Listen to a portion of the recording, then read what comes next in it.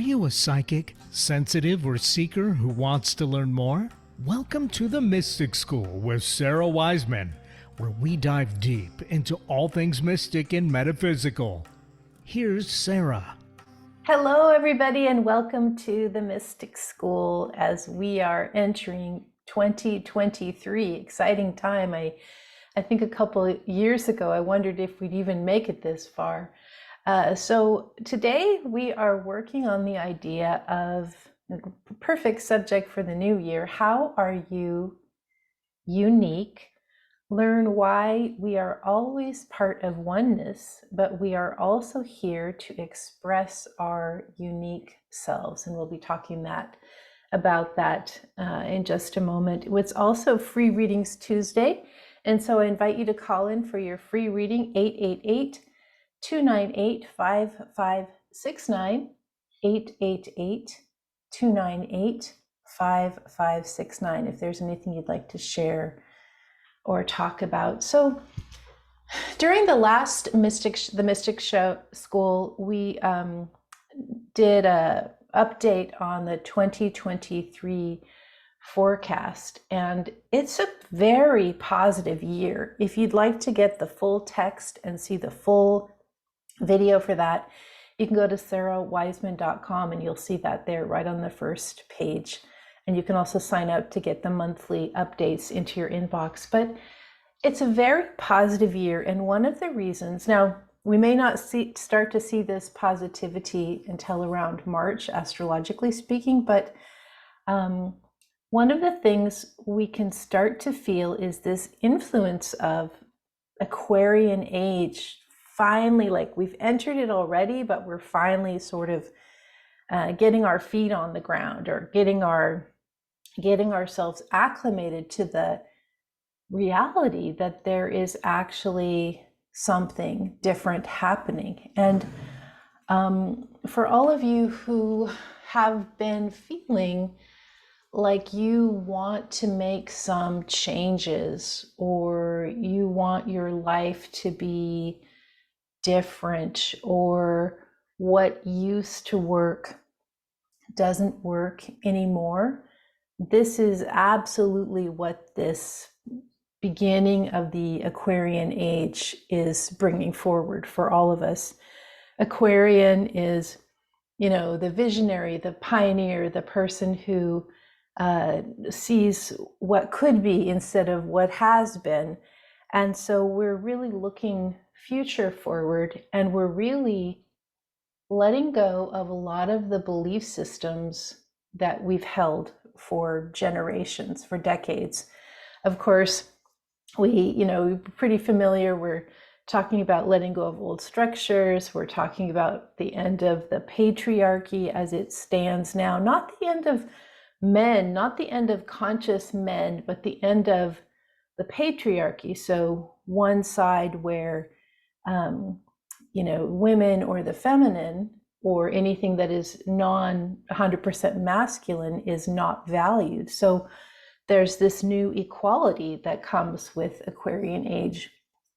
And this new equality, this new humanitarianism, this new visionary use of energy and systems. So all of the things that were set up before, and I don't mean like last year before, I mean decades and decades, and even hundreds of years from start of industrial age, all of this has kind of played out. That system was what got us here.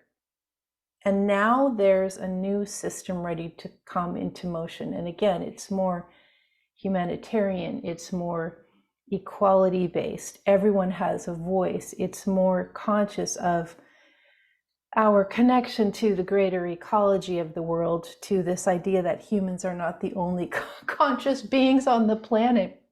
And so then the question becomes, if this is how things are changing, this is where the flow is going, what does that mean for you? What does that mean for you as unique soul dropped into this lifetime, the culture you're in, the region you're in, the reality you're in? What does it mean to you in terms of your ability to contribute in your own unique way.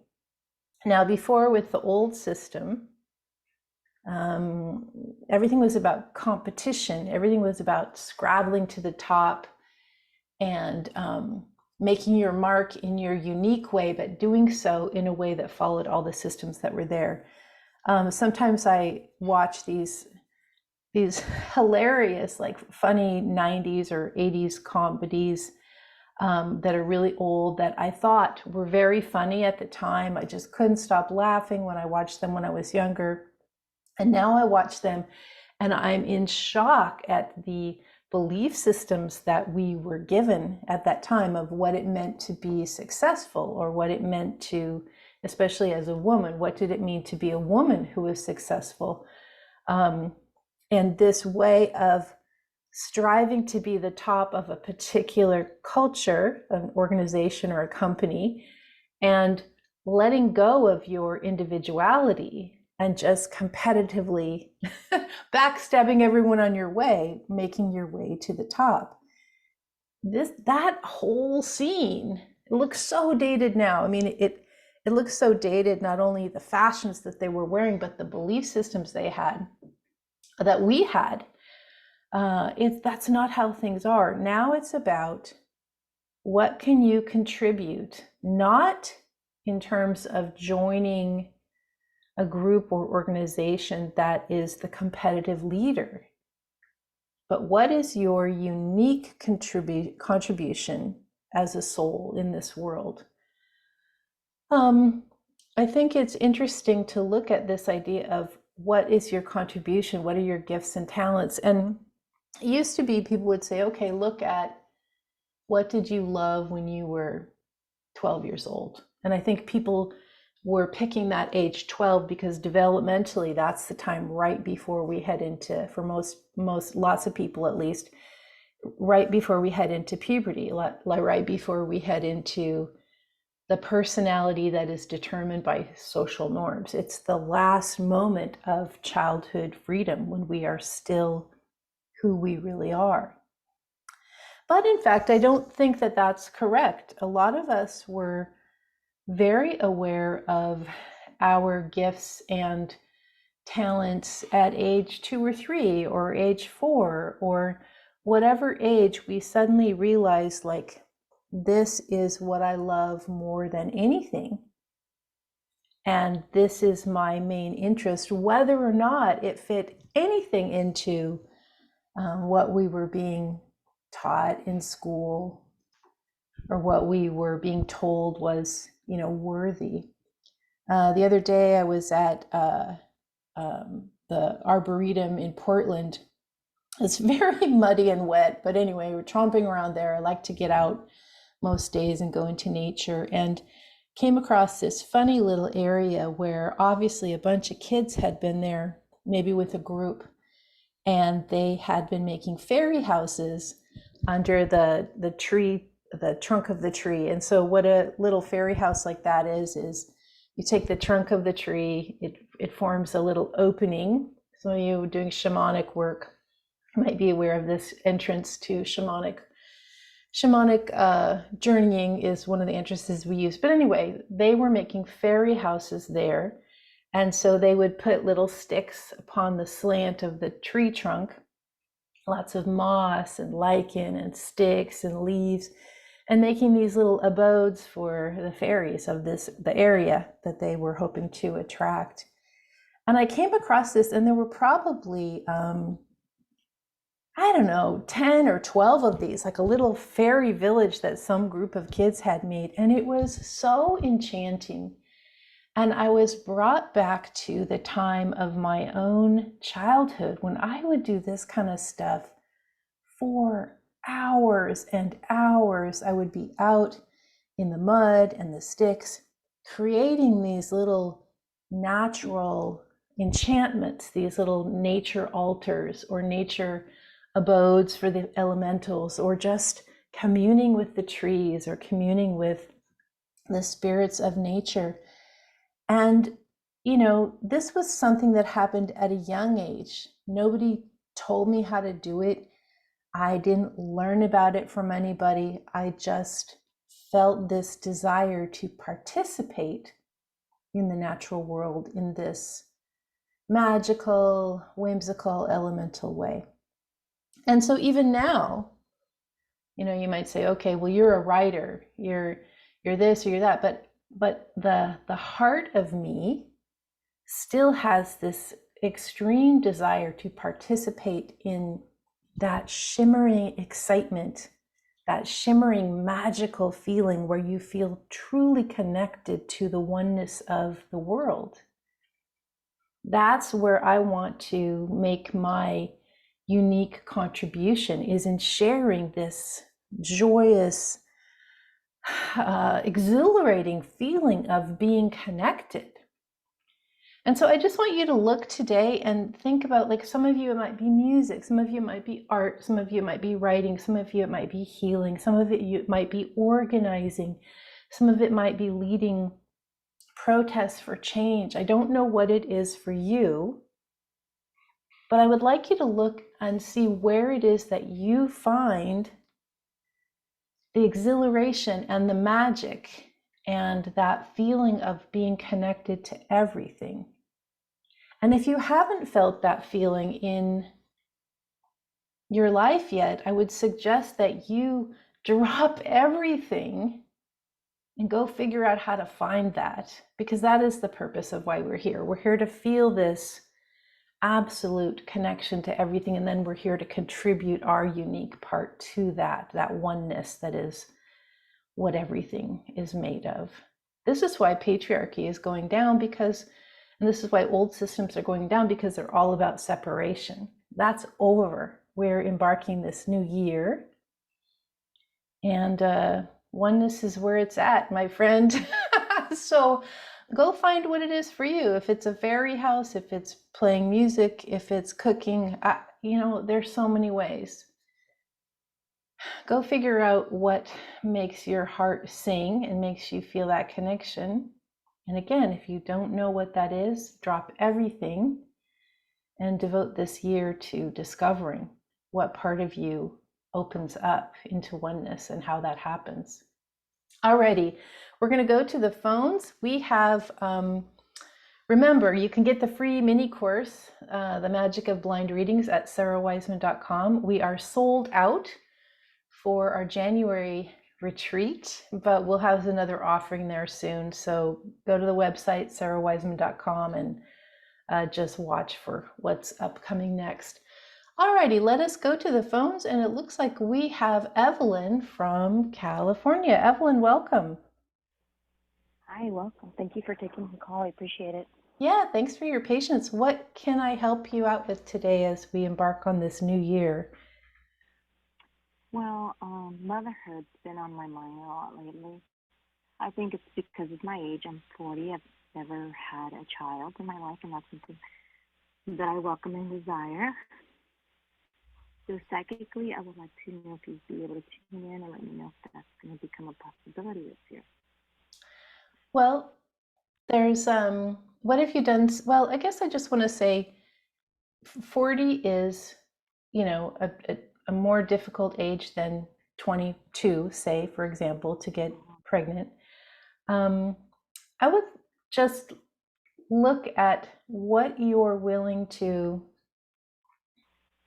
It feels like there's a journey ahead, and you have to kind of decide how much you would be at what point you, like, there are, you can get pregnant, you can do fertility treatment, you could adopt, and just like at which point you are going to call it, and knowing pretty clearly at what point does this taking over your life expand your life or make it not worthwhile.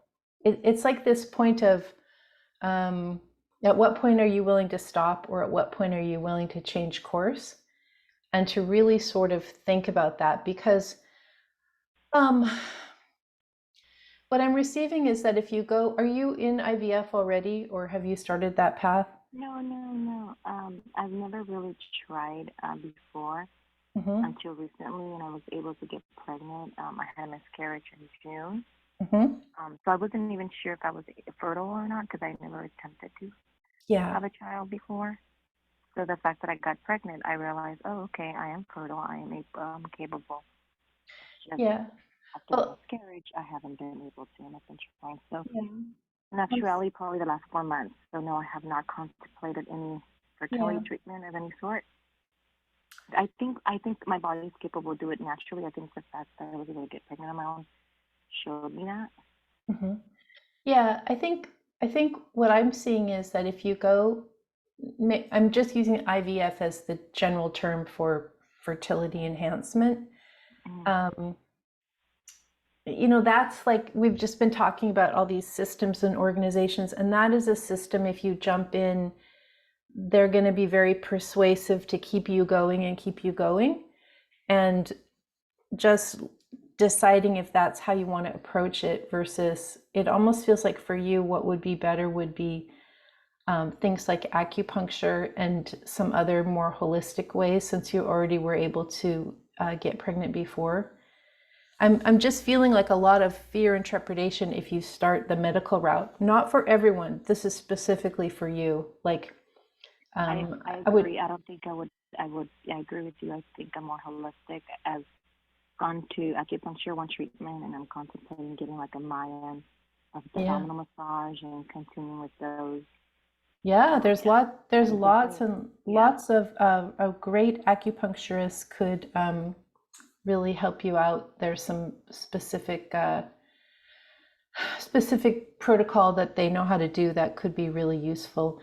I would suggest that you work on this as soon as possible.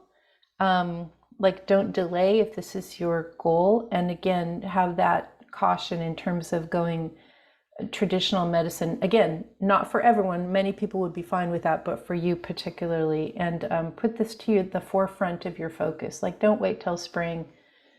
Get appointments tomorrow and get going on this if this is what you want to do.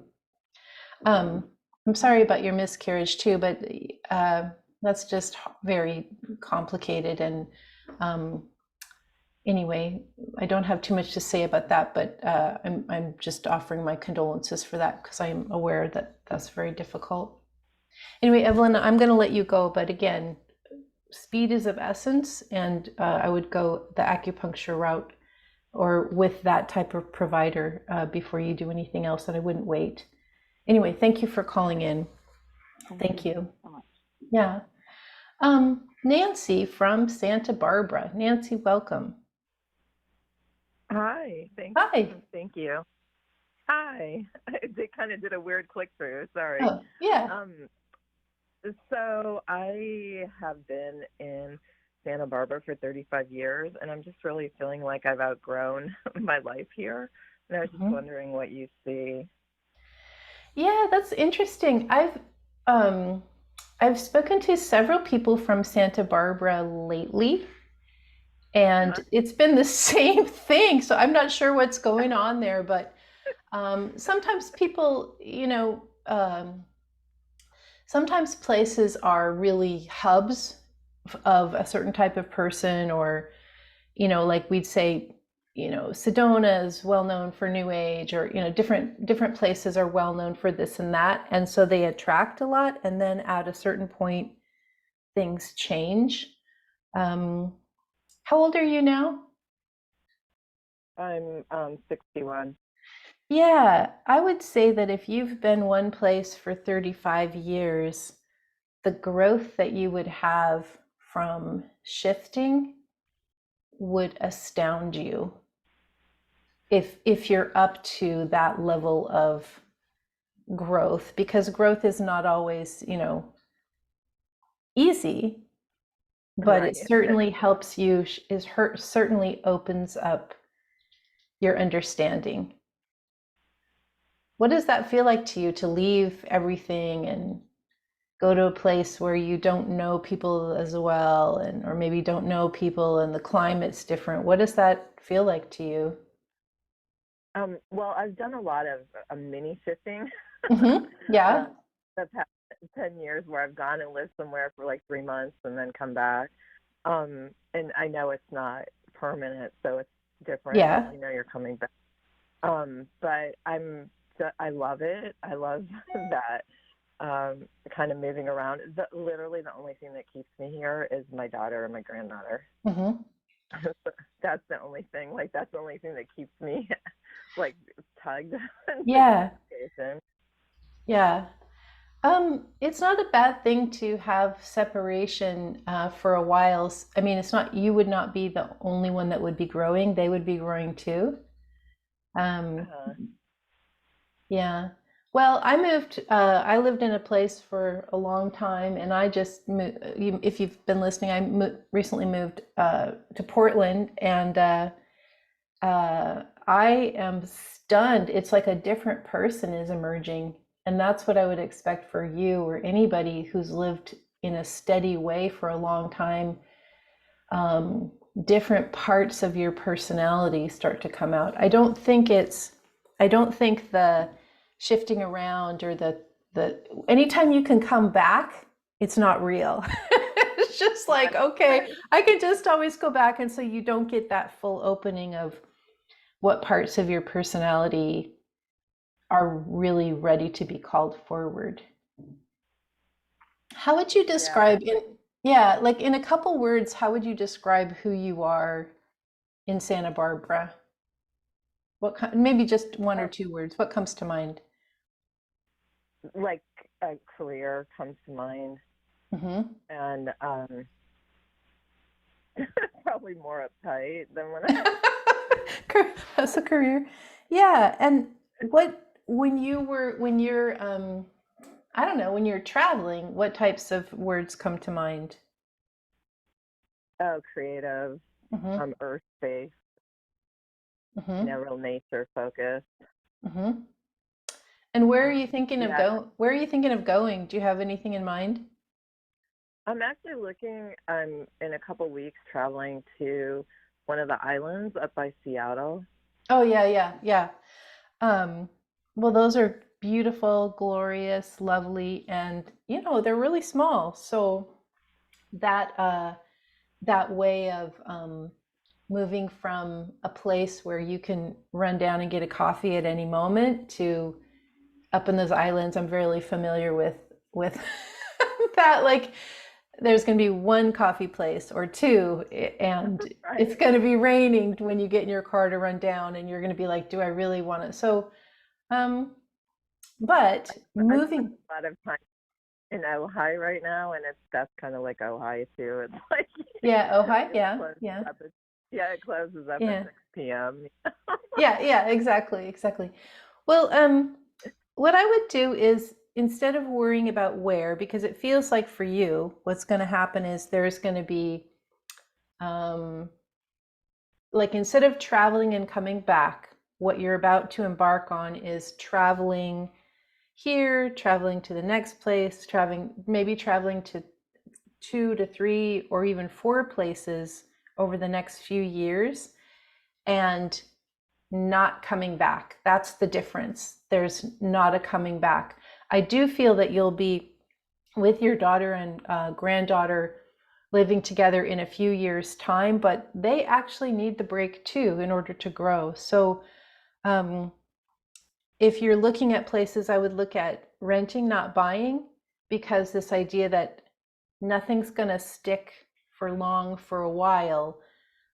It's almost like you're on a pilgrimage to explore several places, and this is, just fine. And as you do this, the different pieces, like, oh, there's myself in my 20s. Oh, there's myself in my 30s. Oh, here's my 10-year-old self. Oh, there's the part in this relationship that I lost. All these pieces are going to come back and integrate for you. And so that's why you need to go to these different locations that are going to spark different aspects of yourself. I'm actually seeing some parts of like New Mexico as being a possible visitation spot for you. So just kind of throw that into the mix. I love New Mexico. Yeah. So I feel like this is all going to start. All of this is going to start pretty quick for you too. So get ready. In your 60s, you're embarking on like this, the final charge of what can I do? Like, I still have energy, you know, like don't waste it hanging on to what you've already done. Like, go forward and explore. So does that include selling my house? Because I'm yep, like on the cusp. yep, Yeah, that gives me financial because you're not going back. That this part of your Right. life is done. It's time to wrap it up. So yeah, Awesome. it's exciting, scary, and you're going to discover a ton about who you are. You can't get there any other way than by doing this exploration. And in your case, it involves moving and travel. So it's exciting time. Yeah, and I just can't. I mean, you know, like for me, when I'm at that level of boredom, it's just not good. It's not. No. It's not a healthy place to be. No, nobody's supposed to live like that. You know, we're supposed to be intrigued and captivated by our lives. So, yeah. And, you know, don't put your stuff in storage, just let it go. You know, that's the other thing. That's exactly what I told somebody. I'm not hanging on to storage. Like, everything's going. Yep, good. Hey, the suitcase is gone. Yeah. Well, good luck to you, Nancy. And again, this starts pretty quick. Like, this might even begin in a couple weeks. So yeah, it's gonna go fast. Hey, thanks for calling. Thanks for calling into the show. Thank you so much. Yeah. Okay. Yeah. I think as we think about everything that's going to be happening this year, for a lot of you guys, just like Nancy or just like Evelyn, the first caller, things are going to happen pretty quick. It seems like, oh, it's just the beginning of the year. I've got time to. No, watch those changes. It's like that when you're walking across logs or driftwood and it's sort of sliding under your feet as you're walking on driftwood on a beach, for example, and things are going to change very quickly. So be ready. And I would suggest everybody just say yes to what's new. We've all been through generations and decades of our lives in this old system. New system, Age of Aquarius is here. Jump forward to it. Thanks everybody for listening to the Mystic School. I'm Sarah Wiseman. I'll be with you next week.